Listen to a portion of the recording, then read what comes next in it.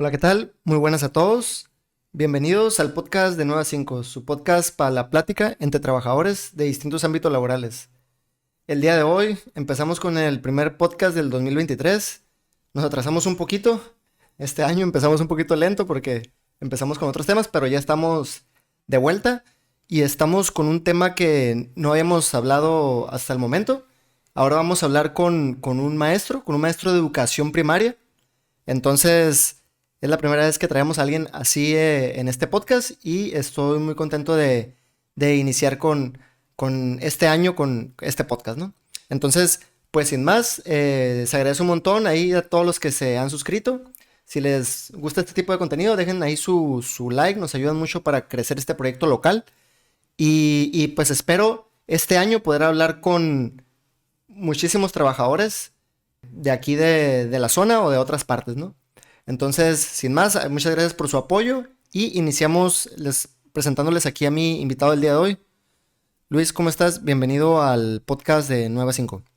Hola, estoy muy feliz de estar aquí, de poder participar en este podcast, en este episodio. Creo que el tema de la educación es muy importante y creo que podemos dejar muy buenas ideas y en especial para la gente que esté interesada en el tema educativo, espero que se lleve cosas muy importantes a casa.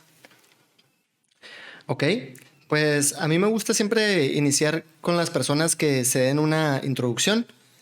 Ahora sí que lo dejo a como gusten, no, aquí no tenemos por qué ponernos etiquetas, como gustes presentarte con la gente que no te conoce, para que tenga una idea de quién eres. Muy bien, pues me llamo Luis Guzmán, soy profesor de educación primaria, trabajo aquí en Mexicali. Pues en sí toda la experiencia que tengo es en ese sector. Nunca he trabajado ni en kinder, ni en secundaria, ni en preparatoria, así que pues toda esta temática va a redundar en la educación primaria. Ok, muy bien. Pues ahora sí que yo, como es la primera vez que hablo con un maestro de educación primaria, me gustaría saber, digo, todos tuvimos maestros, ¿no? En la primaria. Entonces, si nos pudieras decir así muy a resumen, nada más para introducir aquí a las personas, incluso si son jóvenes que les interesa ser maestros, o sea, cómo es los estudios en la normal y qué sucede cuando ya sales de la normal, ¿no? Muy bien, pues mira, terminando lo que es el COBASH, ingresas a la escuela normal, que es como se maneja aquí en Baja California, Mexicali. Esa etapa es una etapa donde te van enseñando primeramente a modular muchos de tus valores, mucho de tus valores, porque vienes de una etapa juvenil donde tienes que cambiar el chip y darte cuenta que no solamente que ya entraste a la etapa adulta, sino que vas a estar al frente de niños. Entonces, como estás al frente de niños, necesitas cambiar muchas actitudes porque vas a ser un ejemplo. Desde ahí se parte la educación normal. Luego, después de ahí, vas obviamente que a tener actividades pedagógicas en cuanto al plan de estudios de la normal. ¿Qué es la pedagogía? La pedagogía en sí es la ciencia del arte, pues, de enseñar, ¿no? Que tú enseñes algo, el cómo transmitir el conocimiento, ¿no? Ese en sí es el arte de la pedagogía. Tú puedes transmitir un conocimiento que tú tienes aquí a otro cerebro, ¿no? De la manera mejor posible explicada. Eh, Son 4 años de educación normal. Cada normal tiene una manera muy distinta de manejarse. No hay una normal que lleve un proceso exacto. Aquí, por ejemplo, en Mexicali hay 3 normales: la fronteriza, la de Nuevo León y la de Benito Juárez. Yo estudié en la de Benito Juárez y las tres se manejan distinto, no llevan un mismo proceso. Pero en sí la educación normal es preparar a esos jóvenes, tratar de hacerlos madurar en cuestiones de valores, enseñarles pedagogía para que sepan enseñar y pues trabajar en mucho en las escuelas primarias, que yo veo que, por ejemplo, en la universidad adolecen un poco de eso las carreras, de que les hace falta meterlos más al campo de trabajo en el tiempo que están estudiando en la universidad. Nosotros en normal, los 4 años de normal tenemos contacto desde el primer semestre en escuelas.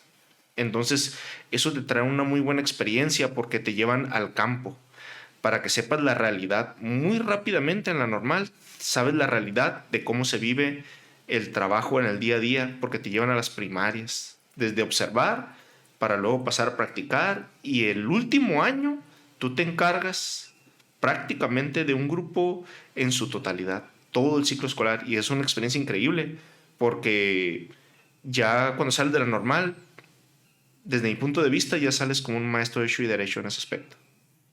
Sí, aunque me imagino que de todas maneras mucho para aprender por experiencia, ¿no? Sobre todo cómo manejar a los grupos, porque pues un año no te va a dar lo que ocupas, ¿no? Para que puedas manejar un grupo. ¿Tú cuántos años tienes dando clases? Tengo aproximadamente unos 15 años dando clases y sí, tienes razón.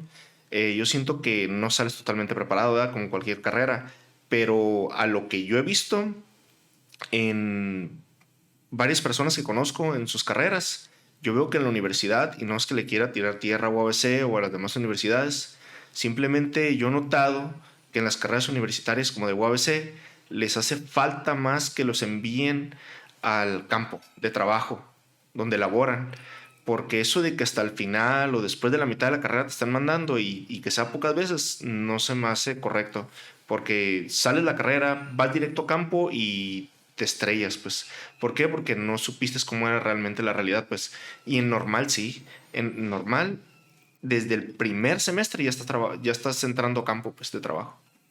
Sí, eso se me hace muy bien. Eso no pasa usualmente en las universidades. No nada más como el nombre de la universidad que dijiste, cualquiera. ¿Eh? O sea, Ujú. cualquier universidad generalmente te dan un tronco común y es bien teórico el tronco común. Ujú. Entonces, nada de que vas a ir, que vas a saber qué hay en las empresas. O sea, tú haces un montón de, yo creo que me atrevo a decir que 2 años, o sea, son bastante teóricos en las universidades.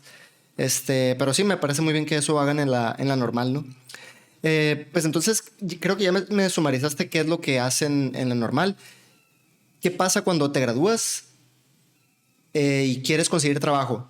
Porque, por ejemplo, para otra carrera, pues usualmente aplicas a un trabajo, mandas tu currículum y pues si están queriendo contratar a gente nueva, pues y te entrevistan y todo eso, pues pasas por un proceso y si eres el elegido, pues te contratan. O si conoces a alguien que te pueda, que a lo mejor tienes buena relación con la familia de una persona, o a lo mejor tuviste buena relación en la universidad y ese maestro trabajaba tiene otro trabajo aparte. También de esa manera puedes entrar a trabajar, ¿no? O la vieja y confiable de cuando es una cuestión más política, ¿no? También ocurre. Pero cuando es maestro, no puedes tú aplicar a una escuela, ¿no? O sea, no puedes decir, ah, mira, aquí te va mi currículum, mis calificaciones y creo que hay un proceso de un examen y todo eso, ¿no? Entonces, si me puedes decir cómo es ese proceso para agarrar trabajo de maestro. Ah, muy bien, pues mira, ese proceso también lo puedes utilizar, ¿eh? De ir a una escuela, llevar tu currículum, pero sería una escuela particular. Si uno va a una escuela de un sistema, ya sea el estatal, el federal o inclusive el municipal, porque he visto que hay escuelas municipales, tú te tienes que acercar al sistema. Tú puedes buscar por tu cuenta, en cuanto sales de la normal, tú buscas por tu cuenta, ya sea al sindicato, al sistema educativo o acercándote con algún maestro que te pudiese acomodar en cuanto al aspecto de recomendarte con un secretario general o algo así para que agarres un interinato, un contrato.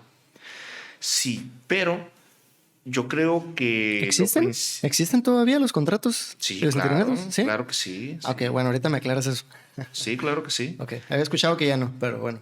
No, sí existen. Mira, los contratos son, yo creo que el peor trabajo que podrías agarrar como maestro de primaria, porque un interinato pues te permite gozar de todos los beneficios que tiene un maestro de primaria. El contrato no. El contrato prácticamente te baja la mitad del sueldo. Así, te baja la mitad del sueldo, no tienes prestaciones, no tienes derechos de nada, de nada. Y hace poco, en esta administración actual educativa, los habían quitado, pero realmente pues fue una farsa desde mi punto de vista porque nomás le cambiaron el nombre y los métodos, pero realmente sigue siendo lo mismo. Ahora tiene otro nombre, otro método para crearse el contrato, pero es la misma cantidad y los mismos derechos. Ok, bueno, me aclaraste la situación y si quieres proseguir con lo de cómo agarrar tu trabajo, ¿no? De maestro. Muy bien. Ahora, pues yo creo que lo que le tiramos cualquier maestro es agarrar la plaza, ¿no? Aquí en México. Y lo que tenemos que hacer inmediatamente es enlistarnos en alguna de las páginas web del sistema educativo. Cuando llegue su fase de los exámenes, usualmente es entre mayo, abril, junio, cuando ya te tienes que ir inscribiendo en la página del sistema educativo y hacer un examen. Cuando tú haces tu examen, va a haber una cierta cantidad de plazas. Entonces, si aprobaste el examen y quedaste entre la cantidad de plazas que hay, pues es tuya. Pero tú pudiste haber sacado una calificación muy alta y si no quedaste entre la cantidad de plazas que había, pues no la vas a agarrar, aunque hayas sacado un promedio alto. ¿Cómo que entre la cantidad de plazas? No hay un número específico cada año No. de plazas. No. Puede ser que un año hayan 600, puede ser que otro año nomás hayan 50. ¿Así pasa? ¿Tan extremo? Sí. Ok. ¿Y qué pasa cuando hay 50 y no quedaste? ¿Qué pasa?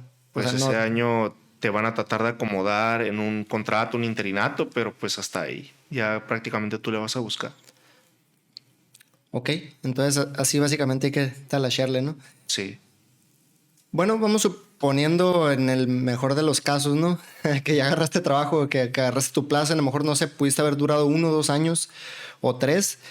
Igual para que sepan, yo no lo he mirado así, pero sí es cierto, también puedes aplicar, en dado caso que no agarres, puedes aplicar una privada, ¿no? También una escuela privada. En dado caso que agarres tu plaza, o que, mejor dicho, que quedes aprobado en el examen a esos, por ejemplo, hay 100 plazas, ¿no?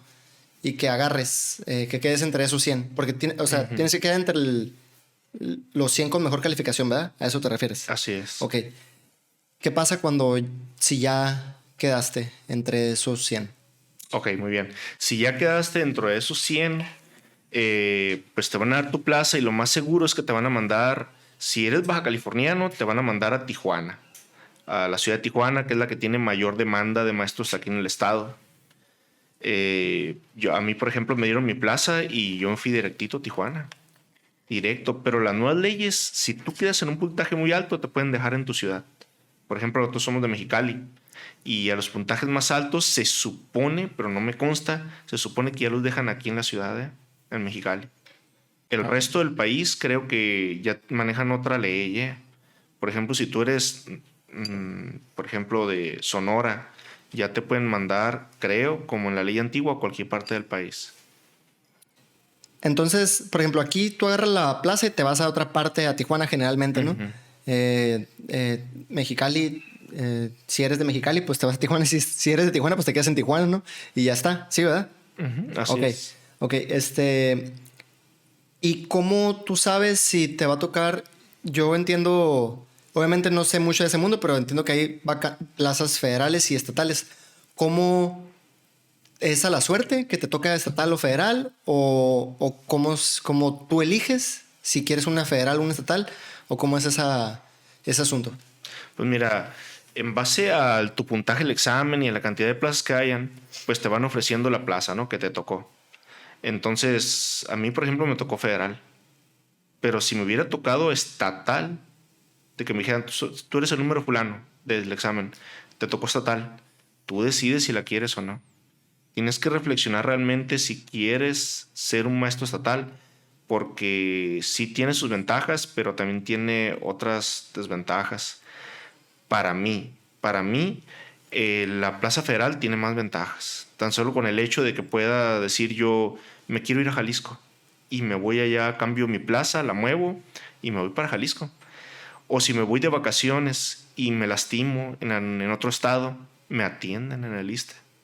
¿Por qué? Porque soy maestro federal. Entonces, son limitaciones que los estatales tienen desde mi punto de vista, pero pues ya queda la consideración de cada quien. Oye, sí, también preguntarte que para qué nos hacemos también los de la vista gorda, ¿no? Al final de cuentas la gente quiere saber, tú tienes 15 años aquí trabajando en eso y debes de saber muchas cosas ya, ¿no? O sea, no es como que todo es color de rosa, ¿no? Todavía siguen habiendo esas famosas pues, personas que consiguen trabajo así enseguida mágicamente, sin quizás haber aprobado el examen, o ya está muy canijo así. ¿Sabes a qué me refiero? No creo que no tengo que ser tan obvio con esto. O sea, sí pasa de esas personas que agarran su plaza de maestro misteriosamente, mágicamente, o ya no. Sí, claro que sí, claro que sí. No, eso no se ha acabado, ni creo que se vaya a acabar. Es que los privilegios de ciertos grupos de personas siempre va a existir. Es muy difícil que se acabe la corrupción. Dicen que antes había más corrupción, yo no creo, la verdad, que antes hubiera más corrupción. A mí me tocó el sistema que había antes y se supone que, mira, antes los secretarios generales y hasta un profesor normal podía ofrecer plazas si tenía el modo y la manera y las influencias, porque el sindicato tenía demasiado poder antes. Tenía inclusive acciones, y con referirme a acciones me llamo a movimientos, por ejemplo, los cambios, el ofrecer plazas, todo eso, todo lo hacía el sindicato. Y sí ocurrían ilegalidades, pero así como yo veo hoy en día, creo que no puedo decir que antes habían más. ¿Con sindicato te refieres al CENTE? Sí, ¿O el CENTE. qué son ellos? O sea, sí sé que son famosísimos porque siempre puras broncas cuando vas para allá, ¿no? Pero que no atienden bien o lo que sea, pero ¿qué es el CENTE? El CENTE es el sindicato de los maestros. Por ejemplo, aquí yo pertenezco al de la sección 2. Se supone que como un sindicato pues están para protegernos, ¿no? De cualquier injusticia. Pero la fama del CENTE es que antes tenía el control prácticamente total pues, de la educación. Tenía acciones que no le competían, pues, como el movimiento de los cambios, la entrega de plazas. Yo no lo veo mal, la verdad, porque estaba como de la mano, pues, de la mano trabajando con el sistema, pero con un poco más de poder, yo creo, desde mi punto de vista. Pero aún así lo hacía muy bien.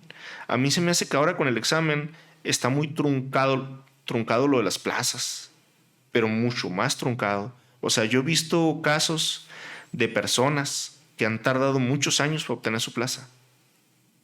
Y antes que según había un montón de ilegalidades y así, y de tranzas, antes era muy raro que alguien durara tantos años en una plaza, pues. ¿No crees que eso se deba a que hay más población? No, yo creo que se debe a que que se ha limitado más la entrega de plazas, posiblemente sea eso.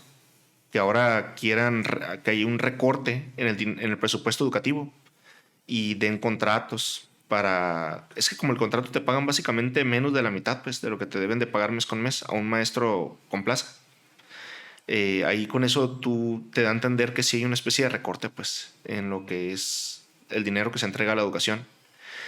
Pero aún así, fíjate, yo siento que todo esto, los exámenes y así, es una manera de seguir con un cierto grado de corrupción, pero ya más en lo oscurito, pues. Ese examen ha servido para lavarse las manos, pues, de decir, ¿sabes qué? Le estamos dando la plaza a los mejores. Pues sí, pero algo está pasando porque se entregan menos plazas, se siguen jubilando muchos maestros al año y, y pues como que no dan las cuentas, pues, entre la cantidad que se jubilan y los que llegan con plaza por parte del examen. Porque de repente sí, pues sí siguen apareciendo más maestros, pues. Pero tú notas cuando alguien llegó ilegalmente y cuando no, pues porque no te sabe explicar cómo llegó a la escuela, pues. Ah, sí, me imagino que sí, por eso te pregunté eso y qué bueno que no se me pasó porque ni siquiera lo tenía aquí en las notas de lo que te iba a preguntar, pero sí te lo quería preguntar. Nada más para que la gente sepa que aquí no andamos también escondiendo cosas, es un podcast, eso es parte del plan, ¿no? O sea, que se pueda hablar un poquito aquí más libremente, por eso tampoco se pide que la gente dé muchos datos, ¿no? Cuando vienen aquí, pero pues es muy confiable lo que dices, porque digo, ya tiene 15 años de experiencia en lo mismo, ¿no? Bueno, entonces, ahorita me gustaría avanzar un poquito en la cuestión de que ya me digas cómo es ya ser un maestro. O sea, ¿cómo es la experiencia de trabajo con ya siendo maestro con tus alumnos? Y no nada más son los alumnos, o sea, los padres de familia, compañeros de trabajo. ¿Cómo es ya ser un maestro? Para que me lo digas de tu experiencia, pues a mí también a la gente que cuántos maestros no hay en todo México, ¿no? Maestros siempre va a haber, o sea, es imposible que no haya. Entonces, ¿cómo es? A veces unos tenemos una idea y termina siendo completamente diferente, ¿no? Entonces, ahí para que nos cuentes. Pues mira, cuando sales de la normal y empiezas a trabajar como maestro, empiezas a ver un golpe un tanto abrupto de realidad. Empiezan a cambiar muchas cosas, pero muchas cosas. En las normales yo creo que sí te preparan bastante para ese campo de acción, ¿no? De lo que ya es la realidad. Pero aún así, creo que en las normales pierden un poco de tiempo dándole mucha importancia a lo que son los gafetes, materiales muy vistosos. Y cuando entras al campo laboral, llega el primer golpe. El aspecto de el trabajo con los niños del día a día, que va de la mano mucho con el control emocional. Creo que el control de las emociones es algo que se tiene que trabajar mucho en las normales, y a la hora que llegas a empezar a trabajar de maestro, te empieza a causar muchos problemas. ¿Por qué? Porque tratas con demasiada gente. El ser maestro no es estar nomás tratando con los niños. Tratas con todo el plantel de compañeros de trabajo y de compañeras, con papás, con mamás, no nada más de tu grupo, hasta de otros grupos. Hay un trato directo con una cantidad muy diversa de personas, tanto de niños como de adultos. Y eso, si tú no tienes un buen dominio emocional, te va a traer muchos problemas, pero muchos problemas, porque es un grado de atención muy grande, pues. Entonces, creo yo que es el primer gran choque emocional. Si tú no llegaste desde el primer día con una buena sonrisa y unos buenos días, ya desde ahí ya va algo mal. Te vas a empezar a topar con piedra con ciertas situaciones. Es muy importante hasta esa llegada. El que tú entras a la escuela y das los buenos días con una buena sonrisa a tus compañeros y a los niños que van entrando a la escuela. Y ya en cuanto al ritmo de trabajo del día a día, creo que pues es muy parecido a lo que sale en la normal, ¿no? Es el dar clase en el salón, el trato directo con los niños, ver sus problemáticas, que a veces aquejan mucho tu trabajo del día a día, niños que a veces no van bien comidos o vienen de familias que por desgracia no tienen al papá en casa o nomás viven con la mamá, o ya tienen otro papá que no es su papá biológico, y ocurren situaciones, pues. Entonces el niño ya no viene al 100 emocionalmente ni con ganas de trabajar. Otros alumnos sí. Entonces los grupos son muy heterogéneos, tienen demasiadas diferencias, pero muy, muy marcadas. Entonces, ahí radica algunas dificultades, ¿no? En cuanto a los papás, pues a veces te tocan papás que son muy accesibles, hay papás que no son tan accesibles. ¿Por qué? Por distintas situaciones de su ritmo de vida que ellos tienen. Entonces tu control emocional ahí también debe de aportar para tú saber dialogar con ese papá. La psicología es muy importante, el saber transmitir ciertas ideas a la otra persona para saber llevar adelante el trabajo de ese niño y de esa niña. A ustedes, eso sí les quería preguntar. ¿A ustedes les dan materias en la normal de psicología, cosas así relacionadas o no? ¿Les enseñan psicología? Se me hace que nomás, si no mal recuerdo, un semestre, pero muy poca información. También de educación especial es nada más un semestre, si no mal recuerdo, pero es algo muy básico, pues la verdad Sí, no, sí. no es lo suficiente para que tú puedas utilizarlo en el día a día. Y pues el trabajo de un maestro de primaria es de 8 a 12. A la hora de firmar, firmas que hasta las 12:30, pero realmente es de 8 a 12, de lunes a viernes.